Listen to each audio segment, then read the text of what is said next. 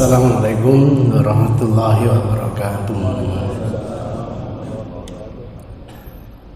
Innal hamdalillah nahmaduhu wa nasta'inuhu wa nastaghfiruh wa na'udzu billahi min syururi anfusina wa min sayyiati a'malina. May yahdihillahu fala mudilla lahu wa may yudlil fala hadiya lahu. Wa nusalli wa nusallim ala rasulil karim wa ala alihi wa sahabatihi wa man ihtada bihadihi ila yaumiddin. Amma ba'du. Hadis hiwar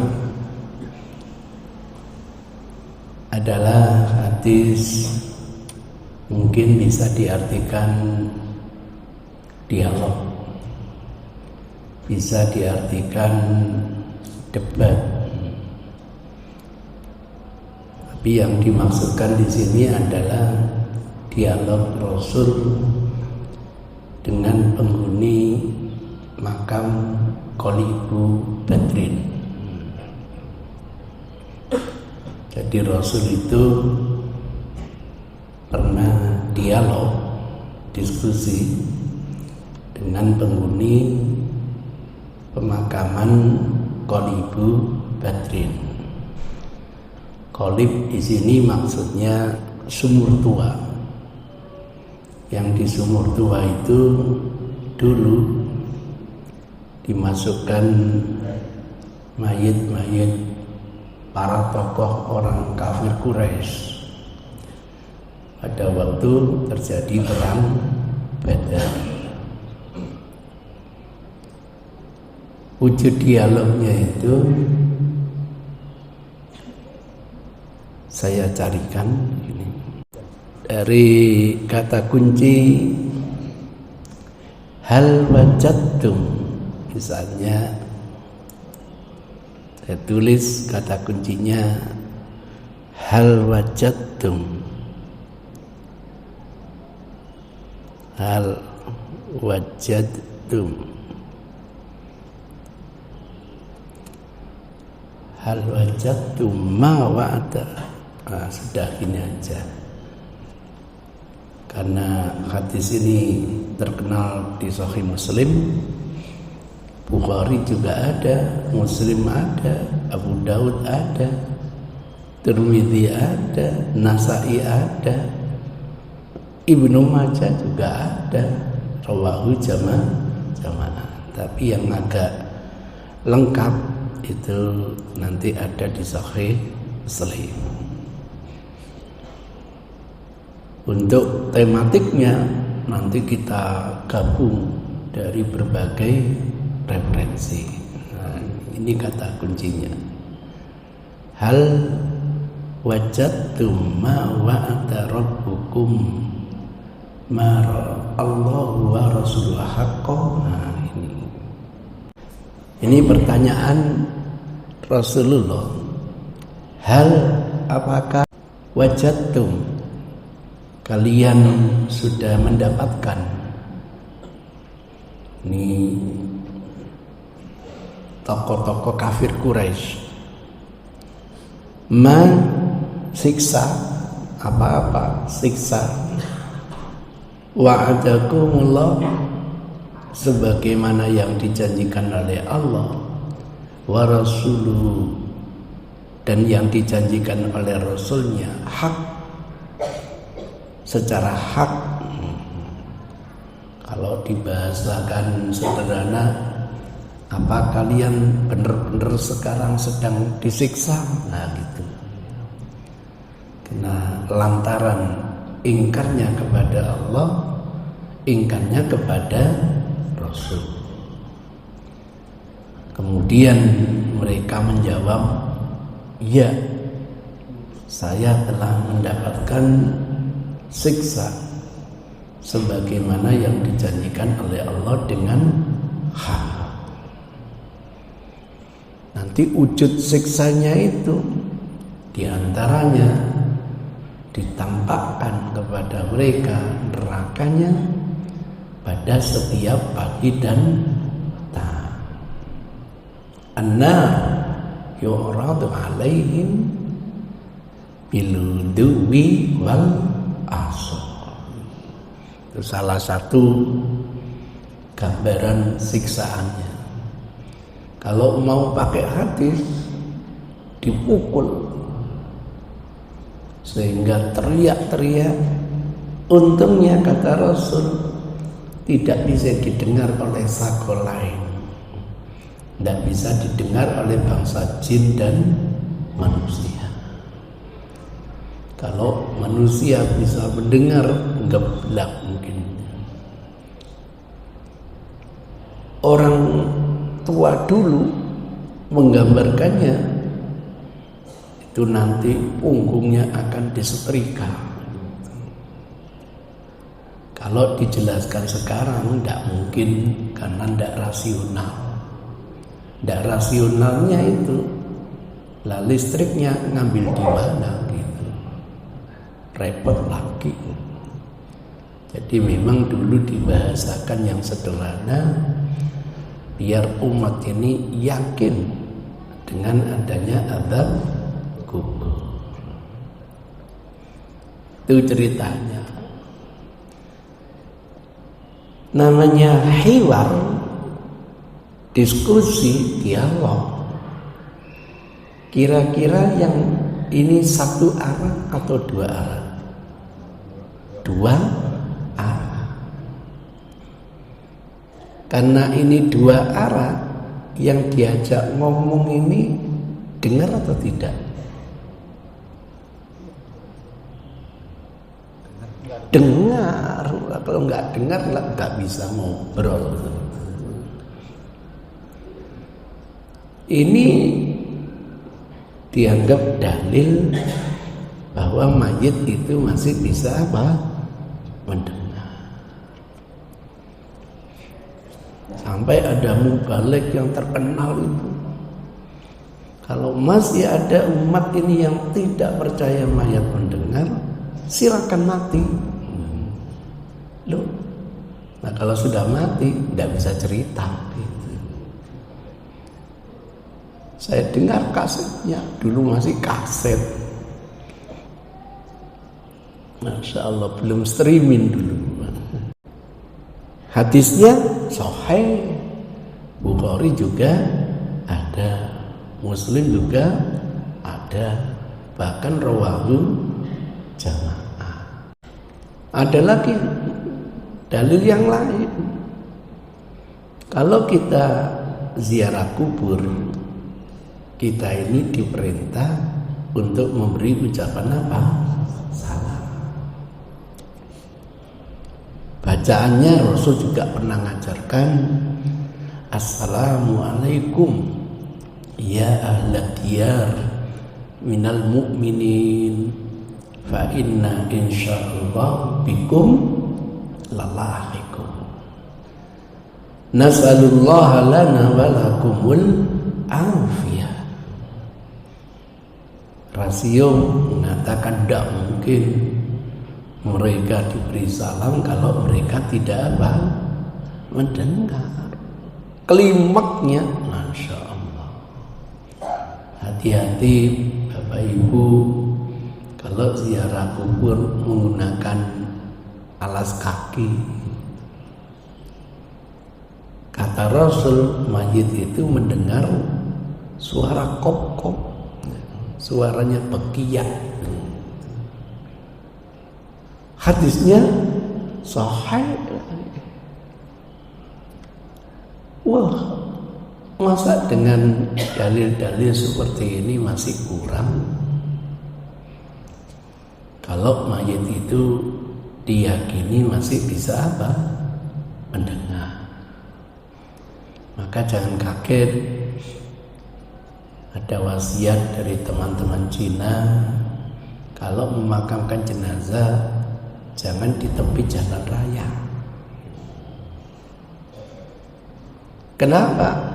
Kasihan tiap hari dengarkan klakson.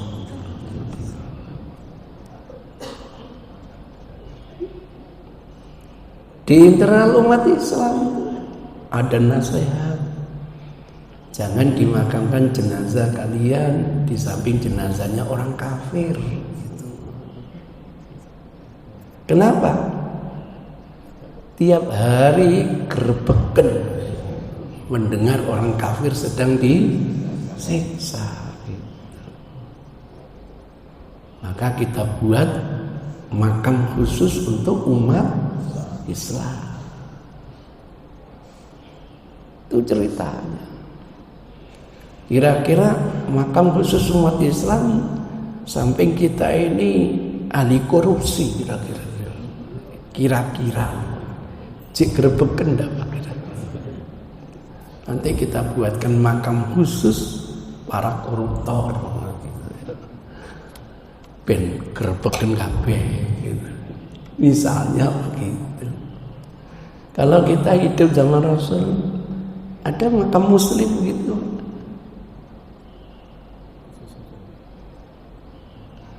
Di Mekah, di Madinah ada makam muslim gitu. Tidak ada. Di Mekah itu ya namanya di Mekah namanya Ma'la. Kalau di Madinah namanya Baqi.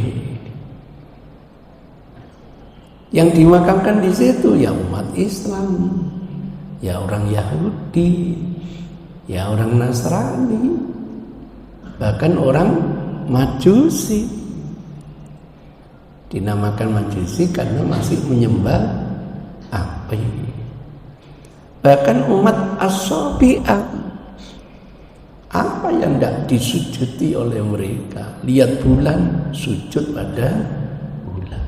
Lihat matahari, sujud pada matahari. Lihat sapi, tapi yang betina, yang jantan tidak. Sujud pada sapi betina. Kenapa yang jantan tidak disujudi? Nggak mengeluarkan susu. Yang betina mengeluarkan apa? Susu. Untuk sumber kehidupan. Kalau di Indonesia, mungkin Sabi'ah itu yang menyembah pohon angker. Sampai di Sidoarjo itu qadarullah rubuh itu Pak, sebesar itu. Masa Allah rubuh. Berharap dengan rubuhnya itu selesai. Dan ternyata tumbuh lagi Pak. Tumbuh lagi. Itu ceritanya. Mungkin juga mohon maaf yang sujud kepada kerisnya gitu. Yang sujud kepada ahli-ahlinya gitu. Itu kelompok namanya Sabi'ah. Wafat di mana dimakamkan? Kalau di Makkah di Ma'la, kalau di Madinah di Baqi. Yang membedakan hanya haknya. Selain muslim sudah tanam. Itu bangkai yang membahayakan lingkungan. Bagi umat Islam dilihat dulu. Nanti ada yang dimandiin, dikafanin, disolatin, baru dikuburi. Ada yang sekarang misalnya perang jihad, dah tidak usah dimandikan lagi. Masya Allah. Itu nanti sudah jaminan masuk surga, syuhada di sisi Allah Subhanahu wa ta'ala.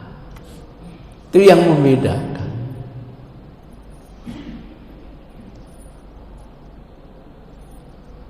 Permasalahannya yaitu tadi, kalau dijajarkan jenazah baik dengan buruk, kasihan tiap hari mendengar jenazah sampingnya sedang disiksa oleh Allah.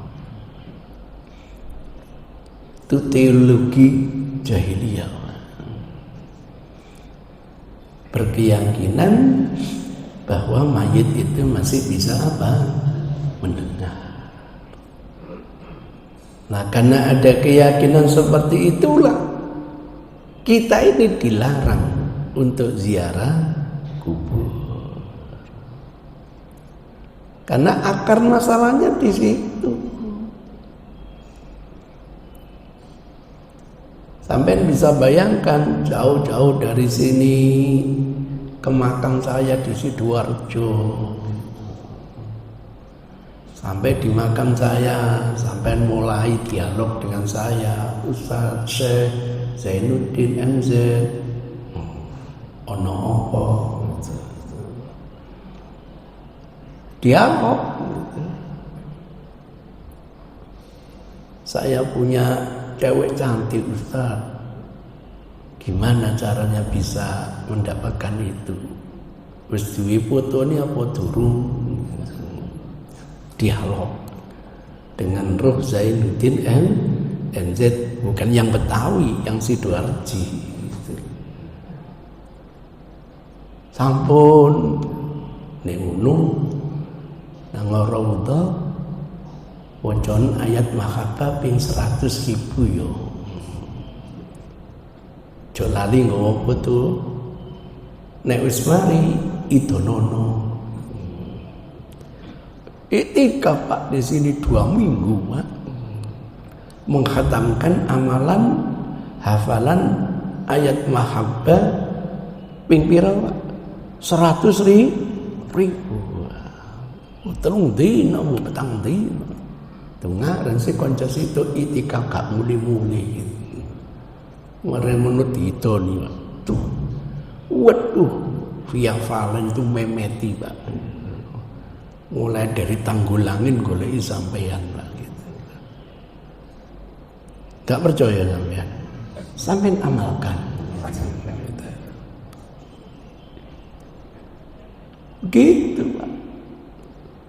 Di antara makaitu syaitan itu memberikan apa yang diinginkan oleh manusia. Ada lagi di antara jamaah ini yang datang ke makam saya di Sidoarjo itu, jalan kaki sampai di makam saya, diskusi dengan saya. Ya Syekh, ono apa? Malam nanti kira-kira sing metu nomor pinten Syekh? Wedhus 25. Kira-kira ditambahi temenan ndak, Pak? Ditambah, iya. Sarannya Syekh, nomboknya aja bismillah, gak diridhoi Allah. Ganti bi ismi ifrit. Wedhus 25, bandeng nomor 1. Wih, namanya kelompok Jin Sidoarjo langsung kontak dengan Singapura. Ini sudah jaringannya internasional, connected udah. Aku duwe mangsa jamaah raudhah gitu. Iki aja dikai ndase, kayane buntute wis seneng gitu. Dikeluarkan buntutnya, wah, oleh temenan Pak. Malam Jumat lagi teko maneh nang saya Zainuddin. Jadi mintanya kepada siapa? Bukan kepada Allah, tetapi kepada selain Allah. Ini dulu yang terjadi zaman jahiliyah. Kalau tidak diwujudkan gambaran lain, datang ke makamnya Syekh Zainuddin, Bapak Profesor, ono apa? Saya datang jauh-jauh ke sini ada hajat. Opo hajatnya? Tolong sampaikan kepada Allah. Biar apa? biar usaha saya, warung saya itu lo laris. Ngono ta. Oke. Pamit nggih. Ngene. Jarine pangeran. Tulisan ayat Yasin atau ayat Kursi atau ayat Kahfi. Marang ulen-ulen. Tulisan plastik gantung no pin itu. Laris apa ndak warungnya, Pak? Laris. Toko sampean laris apa tidak? Laris. Lah apa sampean watu-watu nang Gunung Kawi? Saya lihat di sana itu dari Sidoarjo lebih dari 2 kol, Pak. Saya membawa lebih dari 30 dosen. Pelatihan bagaimana dakwah Islam di wilayah kayak begini ini di mana gitu. Jamaah dari Sidoarjo ada yang kenal saya. Kenapa sih ini itikaf Ustaz? Itikaf di mana? Itu di bawahnya pohon daru. Nunggu apa?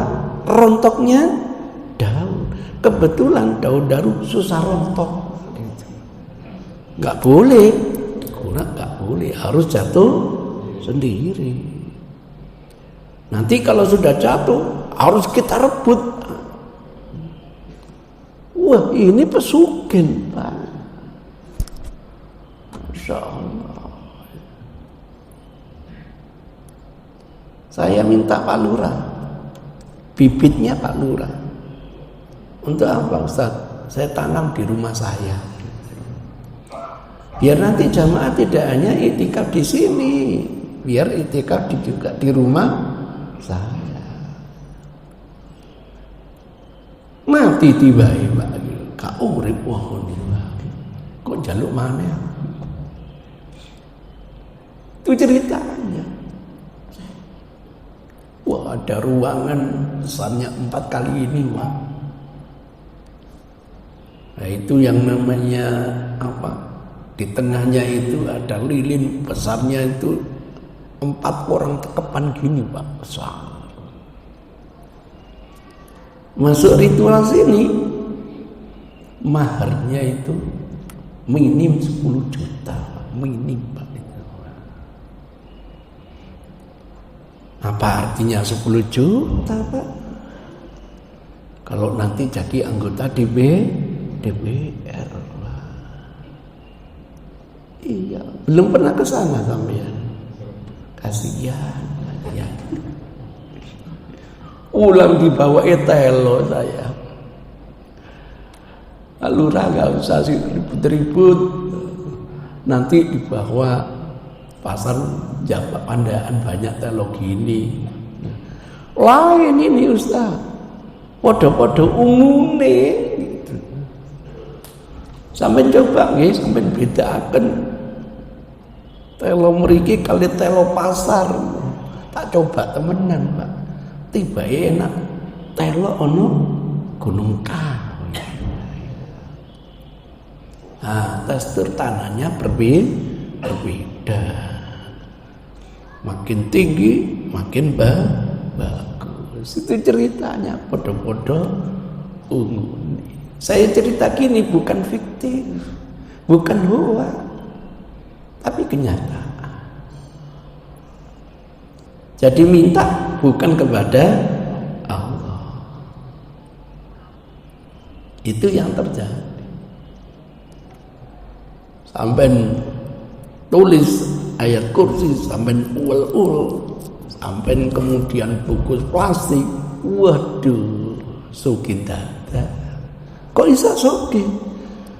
Ada orang lewat di depan toko sampean ini sama setan itu, dingun nang toko sampean gitu.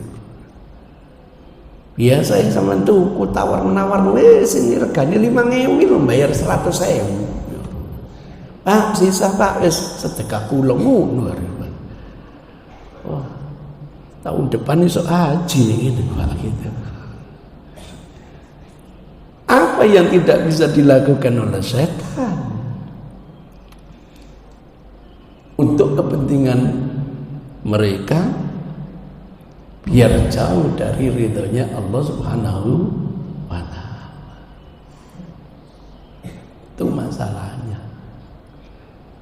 Sehingga hadisnya ada dari dua sahabat, yang satu diriwayatkan oleh Ibnu Umar, yang kedua yang lebih lengkap yang tadi saya katakan di Muslim tapi nomor yang lain, alhamdulillah cukup panjang. Hingga nanti dengan tambahan di Bukhari, tambahan di Muslim, tambahan di Abu Daud, nanti ketemu ceritanya utuh. Kita ini diajak Rasulullah pergi ke Mekah gitu. Kalau kita diajak ke Mekah bersama Rasul, kejadiannya setidaknya tahun 8 atau 9 hijrah. Karena setelah Rasul hijrah ke Madinah, tidak akan ke Mekah kecuali untuk niat menjalankan ibadah haji. Diajak mampir ke Qalibu Badrin, sumur tua. Dulu tahun 3 hijrah dulu terjadi perang namanya perang Badar. Tokoh-tokohnya dalam hadis ini sekitar lebih 20 tokoh itu berhasil dibantai oleh umat Islam. Jenazahnya dimasukkan ke dalam Qalibu Badrin. Sejarah ini di tangan orientalis habis kita. Tuh lihat umat Islam begitu mulai jaya, orang kafir itu pulang dari dagang, Pak, di stop di Badar gitu loh. Ini versinya orientalis. Awalnya apa? Rasul tahu kapan mereka berangkat ke negeri Syam, kapan mereka pulang dari negeri Syam. Karena Rasul juga punya pengalaman diajak pamannya berniaga ke negeri Syam. Begitu sampai di Badar, sampai kalau pergi dari Mekah ke Madinah ada pertigaan, yang ke kanan itu ke negeri Syam, ke Irak. Lah yang menceng ke kiri terus itu ke Madinah. Dipertelon gini, dicegat.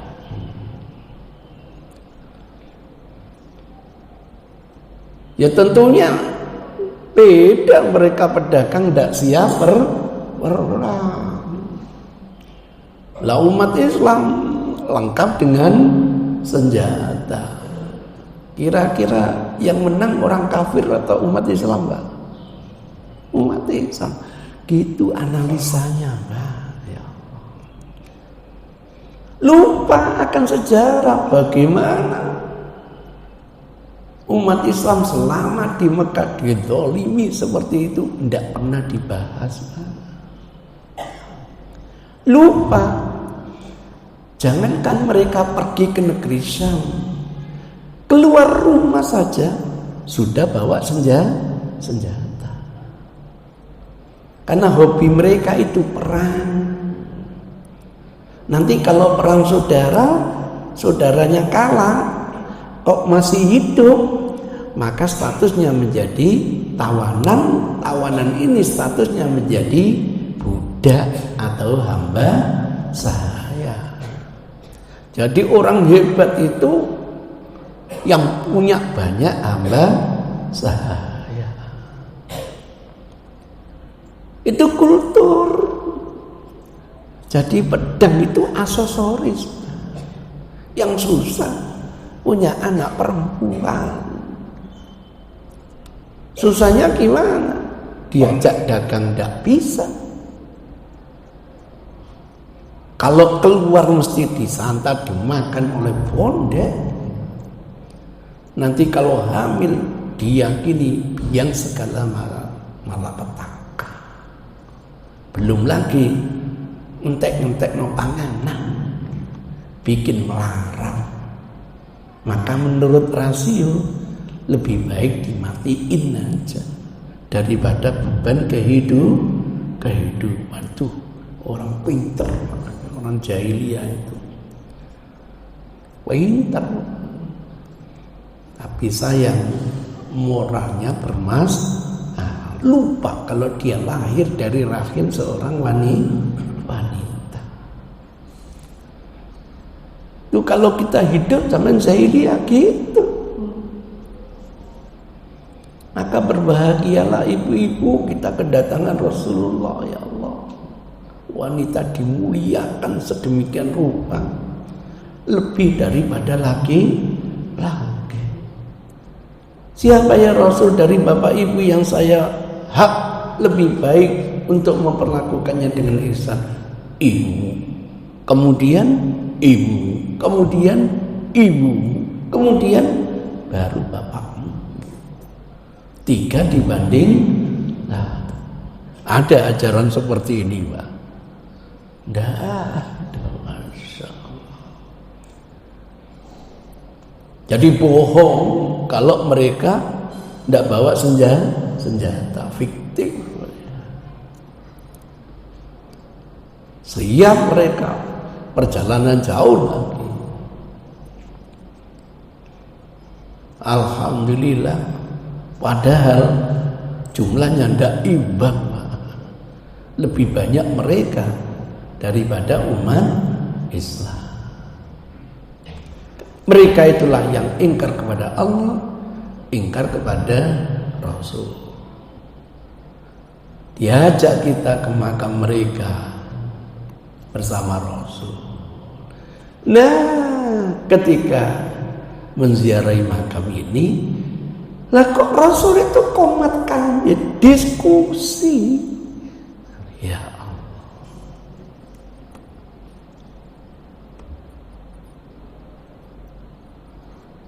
Apa reaksi sampean? Kalau saya ajak ke makam kemudian saya ngomong-ngomong dengan penghuni makam, apa reaksi sampean? Sudah sekian lama dibina oleh Rasul, dididik oleh Rasul. Mungkin enggak saya diskusi dengan makam, penghuni makam itu? Enggak mungkin. Menurut rasio enggak mungkin. Apalagi kita sudah didoktrin oleh Rasul dengan berbagai ayat Al-Quran. Misalnya dalam surat Fatir nomor 22. Saya besarkan. Jadi 28. Surat Fatir nomor 22. Wa ma yastawil ahya walal amwat innallaha yusmi'u may yasha. Ini intinya. Wa ma anta bimusmi'in man fil kubur. Anta di sini adalah Rasulullah sallallahu alaihi wasallam. Jadi Allah berfirman kepada nabinya, wa ma anta, dan tidaklah kamu wahai Muhammad bimusmi'in, bisa menjadikan mendengar man fil kubur, orang yang sudah di dalam kuburan. Tidak mungkin kamu bisa menjadikan mayit mendengar suaramu. Kira-kira makna jadinya begitu. Ini Quran. Kemudian ditemukan surat An-Naml ayat 80. Innaka, laki-laki Nabi Muhammad yang jadi sasaran. La tusmi'ul mauta, tidak bisa kamu menjadikan mayit bisa mendengar. Wala tusmi'u summa ad-du'a, sebagaimana kamu tidak bisa menjadikan orang tuli bisa mendengar. Sudah tuli, idza wallaw mudbirin lagi membelakang. Kalau berhadapan mungkin ngerti dengan bahasa isyarat, ini ke belakang gak ngerti. Kamu teriak-teriak ya menengah, enggak kerungu. Ayat yang sama tapi ada tambahan fa. Ini surat Ar-Rum ayat 52, persis ayatnya. Fa innaka la tusmi'ul mauta wa la tusmi'u summa du'a idza walau mudbirin. Sebelumnya tanpa fa. Innaka la tusmi'ul mauta wa la tusmi'u summa du'a idza walau mudbirin. Lah kok akhirnya Rasul diskusi dengan mayit? Ini kan bertentangan dengan akidah. Sekelompok orang mengatakan itu hadis rawahu jamaah Ustaz. Berhadapan dengan Quran, yang dimenangkan adalah Quran. Enggak. Sesama wahyu enggak mungkin terjadi kontradiksi. Dicoba difahami. Oh, yang namanya mauta manfil kubur ini tidak bisa dimaknai denotatif. Kalau gitu dimaknai konotatif, gunakan majas. Kira-kira yang dimaksud Allah itu bukan mayit temenan, tetapi orang kafir gitu. Wahai Muhammad, kamu tidak bisa menjadikan orang kafir itu mendengar nasihatmu gitu. Kenapa? Mereka dikasih telinga tidak mau mendengarkan kebenaran, dikasih mata tidak mau melihat kebenaran, dikasih hati pun tidak mau merasakan kebenaran. Khatamallahu ala qulubihim wa ala sam'ihim wa ala absarihim ghishawah walahum adzabun adzim. Maka ayatnya menjadi tasbih. Oh, kalau gitu kesimpulannya bahwa apa? Mayit itu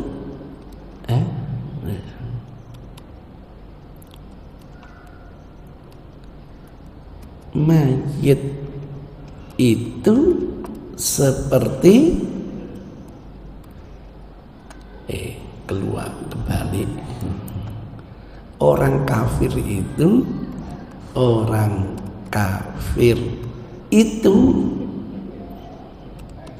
kafir itu seperti apa? Mayit gitu loh maksudnya. Ini namanya penyerupaan. Orang kafir itu seperti mayit. Bukan yang dimaksud Allah mayit, tetapi orang kafir. Ini pemikiran. Kalau begitu, orang kafir ini tidak bisa mendengar ya Pak ya. Ini kesimpulannya tidak bisa mendengar. Jadi orang kafir seperti mayit dalam hal tidak bisa mendengar. Berarti orang kafir tidak bisa mendengar, lah mayit jauh lebih tidak bisa mendengar. Maka dimaknai denotatif, dimaknai konotatif, kesimpulan akhirnya mayit tidak bisa mendengar. Itu doktrin akidah yang selama ini ditanamkan oleh Rasul sebelum kita ini diizinkan ziarah kubur. dibentengi dulu akidahnya. Kalau tidak, diizinkan ziarah kubur, kembali kepada masa jahiliyah. Yang teriak siapa? Memang di dalam hadis faqala ba'dun nas, tapi di dalam riwayat yang lain tegas Umar yang cerita. Yang ngomong ini Umar, wataknya keras, tegas. Kenapa ngomong? Lima tu kaliman nas man la arwaha fiha ya Rasulullah. Kenapa Kanjeng Nabi diskusi dengan orang yang tidak berroh lagi gitu. Kenapa Nabi diskusi dengan mayit gitu. Yang melatari belakang seperti itu karena keyakinan yang selama ini ditanamkan, tidak mungkin orang hidup bisa menjadikan mayit apa? Mendengar. Karena kontradiksi dengan keyakinan, wajar Umar instruksi kepada Rasulullah. Alhamdulillah diikrari oleh Rasul. Bener wahai Umar, doktrinnya memang gitu. Tidak mungkin, jangankan kamu, saya aja tidak bisa menjadikan mayit mendengar. Tapi kenapa saya ngomong-ngomong begini ini? Nah, hadisnya itu detail. Innamul an, ketahuilah wahai Umar, detik ini, saat ini Allah menjadikan mereka bisa mendengar apa yang saya ucapkan. Makanya firman-Nya Allah menarik. Wa ma yastawil ahya wal amwat. Ada sama memang orang hidup dan orang mati. Innallaha, sesungguhnya Allah, yusmi'u, bisa menjadikan mendengar mayyasha, siapa saja yang dikehendaki oleh Allah. Dalam kasus ini Rasul diberi kemuliaan oleh Allah bisa menjadikan mayat itu apa? Mendengar. Oh, kalau begitu ini mukjizat atau syariat? Mukjizat. Dan tidak pernah lagi kasus seperti ini terulang kembali. Tidak pernah. Oh, kalau gitu oleh Bukhari dimasukkan bab khawariqul adat, bab kemukjizatan Rasulullah sallallahu alaihi wasallam. Nah, karena mukjizat tidak bertentangan hadis ini dengan Al-Qur'an. Itu cara menghimpunnya itu. Tidak dikit-dikit Quran lebih hebat daripada hadis sendiri. Maka ending daripada keyakinan, mayit itu tidak bisa diajak diskusi. Kata diskusi itu kan kata sahabat. Hadisnya apa? Rasul yang cerita, gini loh Umar, tadi saya tanya, hal wajadtum ma wa'ada rabbukum haqqa. Mereka menjawab apa yang saya tanyakan, bala qad wajadna ma wa'ada rabbuna haqqo. Yang cerita itu Rasul gitu. Bukan Rasul ngomong, mayit ngomong, enggak gitu. Jangan dibayangkan bahwa Rasul ngomong, mayit menjawab, enggak. Itu ceritanya. Enggak mungkin kita ini bisa menjadikan mayit mendengar. Ini biang segala malapetaka, biang segala kemusyrikan. Maka orang kalau tidak siap imannya dilarang ziarah kubur. Tapi kalau imannya sudah kuat, dipersilakan untuk ziarah kubur. Seperti itu memahami hadis.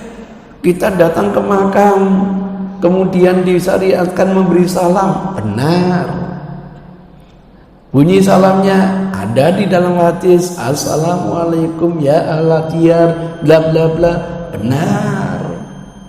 Lah kok kesimpulannya tidak mungkin orang diberi salam tidak mendengar, itu kan nalar gitu. Lah kalau menurut nalar Anda dengar, iya. Terus hukum mayat menjawab salam apa? Saya yakin tidaklah mayat saya ucapan salam kecuali mendengar. Terus ketika mayat mendengar, hukum menjawab salam apa? Wajib. Kasihan ya Allah. Orang sudah terlepas dari beban tugas, masih diwajibkan untuk apa? Menjawab salam.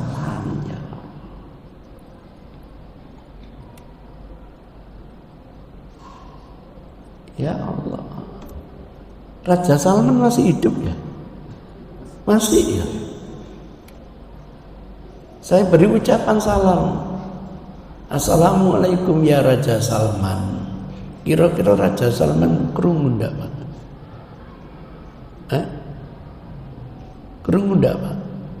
Padahal masih hidup loh Pak. Dan ini wis mati.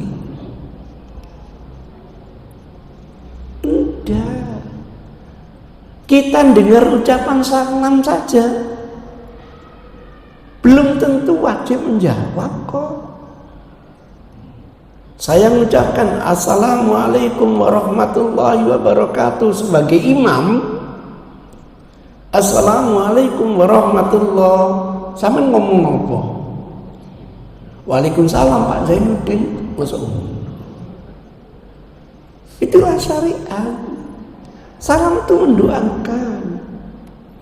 Kalau sesama muslim ketemu sama hidupnya, baru saling mendoakan.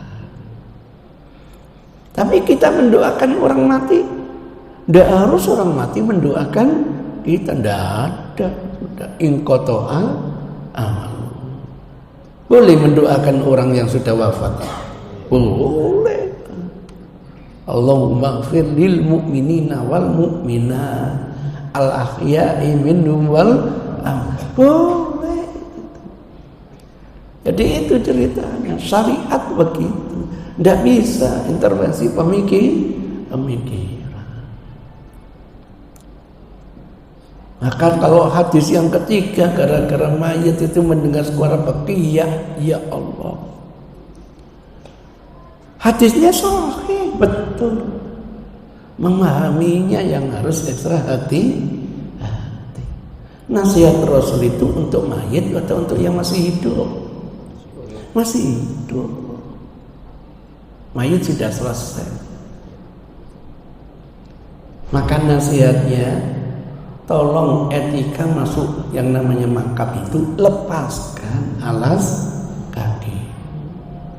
Itu pesan moralnya. Kalau bisa, kalau enggak ada mas. Sebagian pemakaman itu, masya Allah, kenapa kok makam jadi pembuangan beling macam-macam? Mestinya dirawat, dijaga yang baik sehingga kita bisa aman memasuki makam. Misalnya begitu. Kalau hadis ini lagi-lagi dimaknai dinitati, ya tidak salah. Muncul hadis palsu. Jangan kamu makamkan jenazah orang baik di samping jenazah orang jelek. Waduh, grebekan katanya. Ya Allah. Yang kasihan Apri, Wak. Begitu dimakamkan, ditembakkan sulfu, dawet, wah, wakin jingkat kemarin. Kamu kok gak ngatek mana, Pak? Ya, iya, yang hidup aja terkejut kok. Apa mana yang sudah mati? Itu ceritanya. Jadi bukan hadisnya yang bermasalah, memahami hadis yang harus hati-hati. Sama ngejana itu, Pak. Tiba ya Bapak kesandung, Pak, nangis anaknya. Dosen di sana ini loh, tujuan naik waktu ini di sana ini. Wah, kau orang ajar waktu ini yo. Loh, kok waktu sih di sana ini gitu. Padahal nasihat itu mestinya bukan untuk waktu, tetapi untuk anak. Kok nemen selele ono waktu gede ngono yo kamu tendang. Itu ceritanya. Ya mudah-mudahan kalau kita menggunakan kajian tematik, hadisnya tidak parsial, enak. Tapi kalau hanya ambil, Rasul pernah dialog dengan itu titik, tapi tidak ngerti latar belakangnya, nggak ngerti akan masalahnya. Ya siapa bilang tidak ada hadisnya? Ada. Itu ceritanya.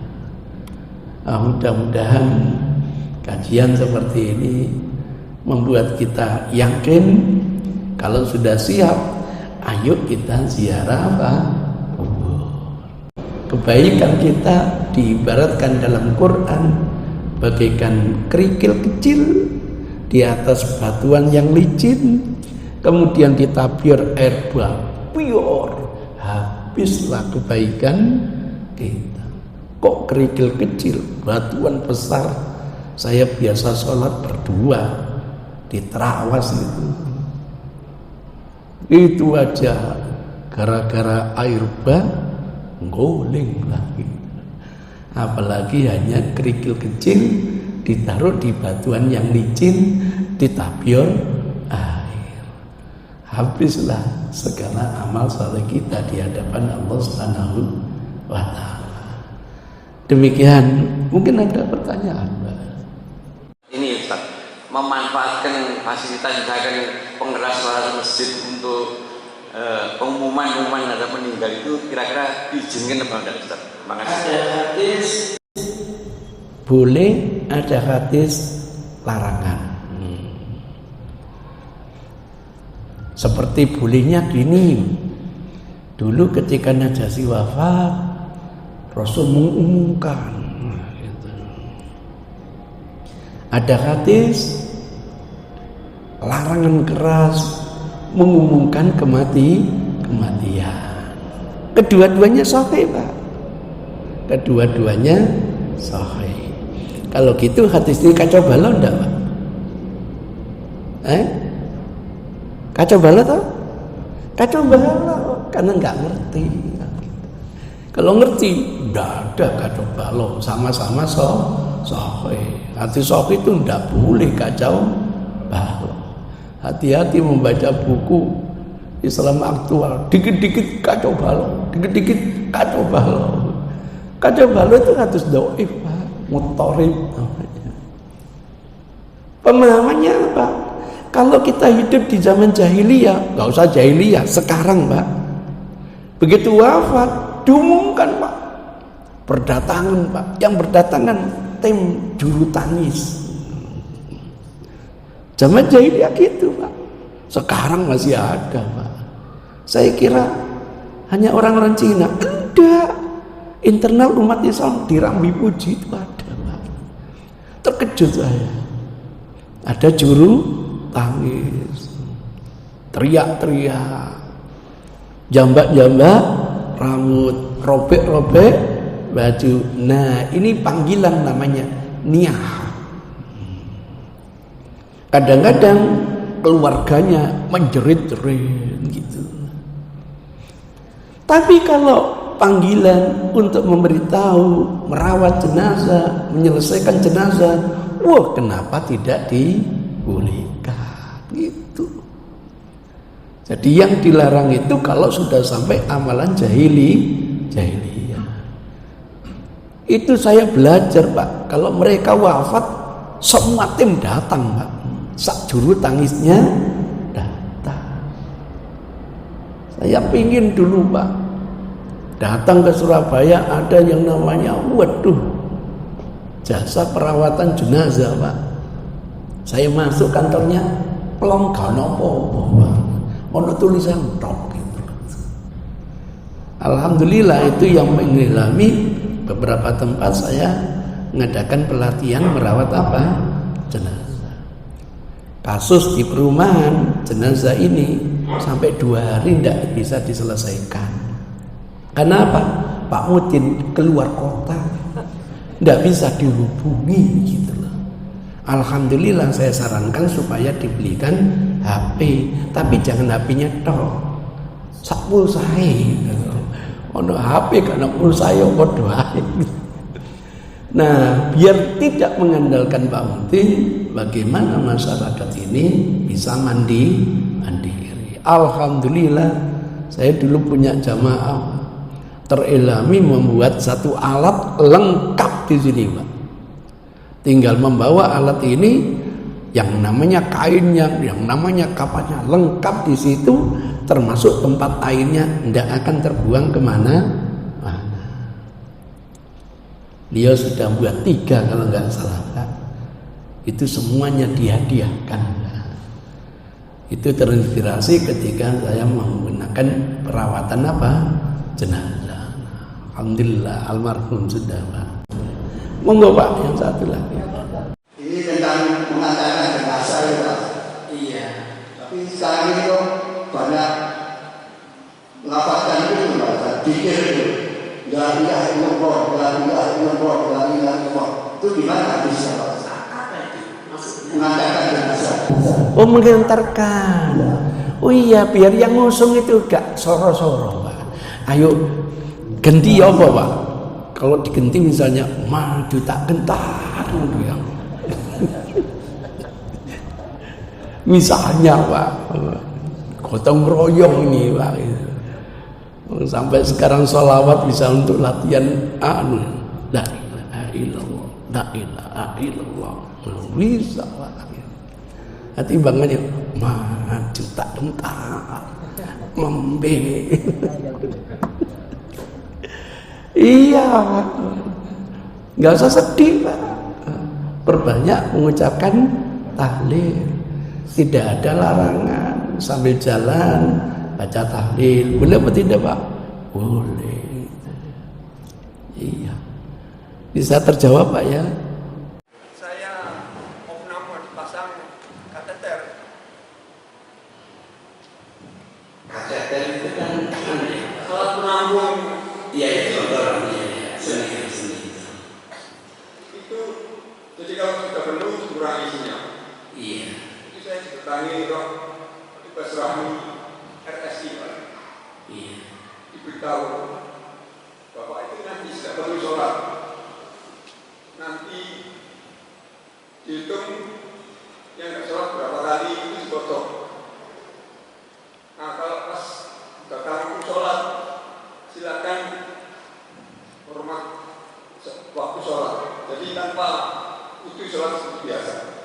Yang kami tanyakan, kalau hal itu seperti itu memang ada perintah, berarti ibu-ibu yang bulanan juga seperti itu juga, Pak. Ini cerdas pikirannya, Pak, ya. Saya kateter nggak boleh sholat karena najis. Nah, maka nanti harus disauri. Nah, ibu-ibu kan gitu ya. Ya. Bu, nyaur loh, Bu, sampai. Terima kasih, Pak. Iya. Pak Yainya kasih dalil enggak, Pak? Anggotanya itu Sungkan, mau sungkan. Ada hadisnya, Pak. Wanita itu terus saja yang namanya dalam kondisi keluar pendarahan. Lapor kepada Rasul. Gimana ya Rasul? Saya tetap sholat apa tidak? Itu bukan haid. Itu namanya istihadah. Keluar terus, Pak. Wanita yang istihadah ini wajib sholat apa tidak, Pak? Wajib. Nah, solusinya gimana ya Rasul? Kan terus pendarahan, najis, sumpetan. Sumpet gimana Rasul itu? Aisyah itu sampai jewer. Rin kok gak ngerti ya itu. Sumpetan sampai kapas. Kira-kira disumpet sampai kapas masih drewes enggak? Drewes, Pak. nggak ada masalah, Pak. Nah kalau sampean memang harus dikateter seperti itu, kewajiban sholat tidak boleh ditinggalkan, laksanakan sholat sesuai dengan kemampuan.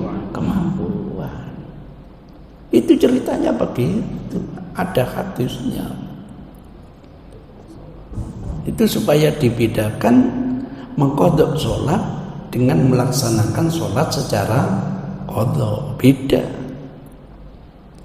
Melaksanakan sholat secara qadha itu waktu yang terakhir selagi waktu qadhanya masih ada. Teman kita gila, Pak, pacarnya diambil temannya gitu. Selama 1 bulan baru sadar itu jam 7 pagi, berarti masih ada waktu qadha melaksanakan sholat subuh. Maka yang dilaksanakan hanya waktu subuh, sholat subuh secara apa? Qadha. Lah yang 30 hari bonus, Pak. Diangkat penanya oleh Allah. Makanya yang saya informasi tadi, apakah tugas saya atau bukan, saya belum tahu. Ada yang datang kalau saya, cuma saya tidak sempat apakah dari tugas saya atau bukan. Iya, jadi wanita jelas ada hadisnya. Umir biqadha'i siyam wala biqadha'i shalah. Tidak ada, Pak. Mengqadha dalam pengertian nyangri sekian banyak sholat yang ditinggalkan. Yang ada melaksanakan sholat secara qadha selagi waktu qadhanya masih ada. Seperti itu orang yang gila, orang yang tertidur, orang yang tidak sadarkan diri, 13 hari, Pak, tidak sadarkan diri, Pak. Kemudian alhamdulillah, Pak, bisa diajak komunikasi. Saya bilang, tenang, ini bukan sehat, ini pamitan gitu. Jadi jangan bangga dulu. Sama sakit hapian, Pak, videoan kali cucunya gitu. Iya, ini bukan sehat, ini pamitan. Kali itu berapa jam setelahnya innalillahi wa inna ilaihi raji'un. Itu enggak sekali 2 kali, terakhir kemarin yang di Pandaan itu, Pak. Dibuat dan kondisi tidak sadar 6 hari, Pak. Kemudian dia sadar sampai ceritanya video call. Enggak, ini bukan sehat tapi pamitan. Maka perbanyak dia untuk dibimbing kalamat la ilaha illallah. Mohon yang belum punya pengalaman itu tanya dulu. Apalagi sampai datangi teman sakit, kemudian pegang kakinya kok anyep-nyep. Ini berarti proses pencabutan. Dihentikan sampai ke lutut dulu, Pak. Dibuat sadar. Anak yang nakal tidak datangkan kiai, Pak, datangkan notaris, Pak. Mumpung sadar tinggal tanda tangan, itu kurang ajar. Dulu itu datangkan kiai, Pak. Sehingga apa yang terjadi di rumah sakit ketika Mbak Yu ipar saya ini dalam kondisi melahirkan itu, saya di situ sudah ketahuan loh, Pak. Udah sisa hidup tinggal sedikit itu sudah bisa diprediksi loh, Pak. Didatang kiai sama santrinya dibacakan surat Yasin, ngadeg tiba-tiba. Kenapa kalian baca surat Yasin?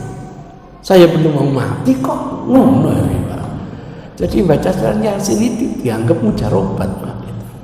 Cepat mematikan orang mati.